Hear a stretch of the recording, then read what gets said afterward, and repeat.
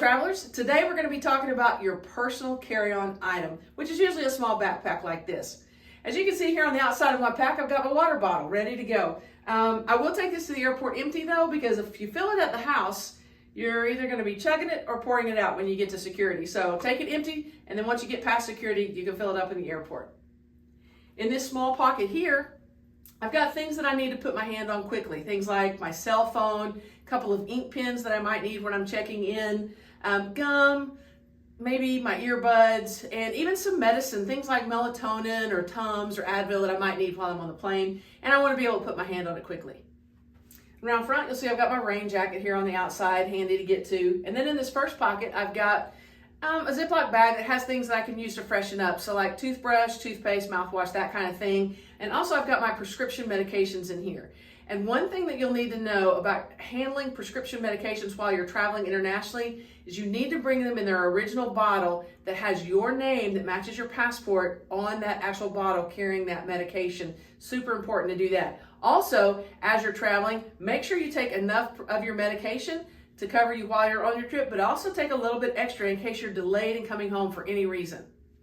The next compartment in my bag has my snacks. And so for my snacks, I like to bring things like dried fruit, mixed nuts, maybe a meal replacement bar, a protein bar, things like that. Things that can tide me over if I get hungry during travel. The second reason I like to bring plenty of snacks is because it can save you a ton of money in the airport shops if you can walk right by that $7, $8, or $9 tiny bag of mixed nuts because you've got plenty that you brought from home for way less price. But I will also note on your snacks, if you're trying to bring peanut butter or jelly, those are considered a liquid, so they need to be in a 3-ounce container or less. But we went ahead and put a link below if you want to click on that for the TSA Guidelines to make sure that everything you're bringing will meet the guidelines. And over here on this outside pocket, I've got all of my things that I need to stay charged.